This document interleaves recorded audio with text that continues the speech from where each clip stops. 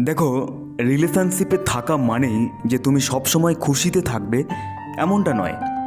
দুঃখ কষ্ট আমাদের জীবনের একটা অংশ, আর এগুলো সময়ের সাথে মানিয়ে নিয়ে চলতে পারলেই তবেই জীবন সুন্দর। যে সম্পর্কের মধ্যে দুঃখ কষ্ট নেই সে সম্পর্কের বন্ধন অটুট নয়। একটা সম্পর্কের মধ্যে রাগ অভিমান কষ্ট থাকাটা স্বাভাবিক ব্যাপার। এগুলো না থাকলে সম্পর্ক মধুর হয় না। যে সম্পর্কের মধ্যে যতটাই বেশি রাগ অভিমান, জেনে রেখো সে সম্পর্কের ভিত ততটাই মজবুত।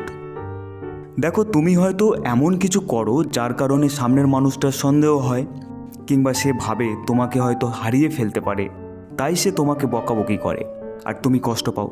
এটা নর্মালি হয়, এগুলো একটা সম্পর্কে থাকা দরকার। কিন্তু যদি তোমাকে কেউ বিনা কারণে রোজ কষ্ট দেয় বা ব্ল্যাকমেল করে, তবে সেটা আলাদা ব্যাপার।